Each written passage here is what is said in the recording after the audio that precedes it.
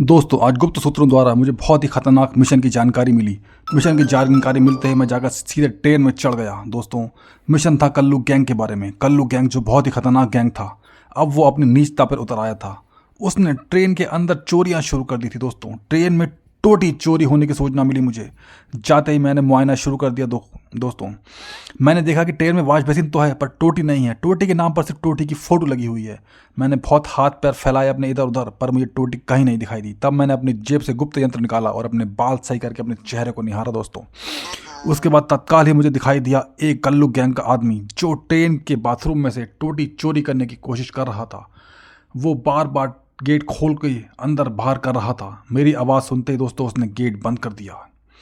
Gate बंद करने के बाद दोस्तों मुझे दिखाई दिया उसका दूसरा आदमी जो गेट के दूसरी तरफ था।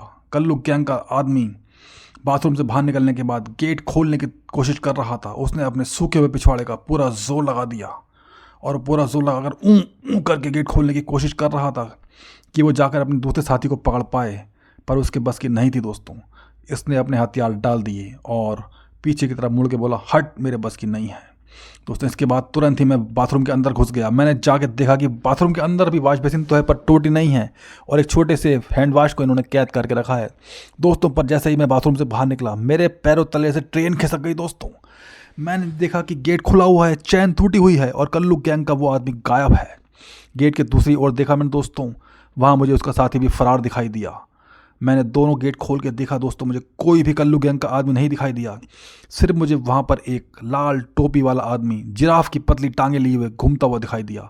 मैंने तत्काल ही गेट बंद कर दिया कि कल्लू गैंग का आदमी दोबारा आकर मेरे ऊपर हमला ना कर दे। डर के मारे मैं कांपने लगा। दोस्तों कल्लू गैंग का वो आदमी भाग तो चुका था पर वो मेरे ऊपर अटैक कर सकता था कभी भी।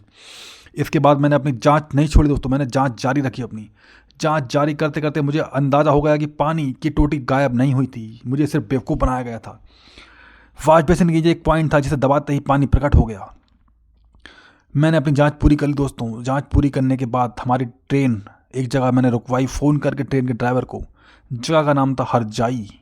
हरजाई नाम से मुझे वो गाना याद आ गया, तुम तो ठहरे हरजाई साथ क्या निभाओगे। हरजाई से खैर हम निकल गए। दोस्तों अपना मिशन पूरा करने के बाद दोस्तों मैं आ गया ट्रेन के अंदर और बोगी में जाकर बैठ गया।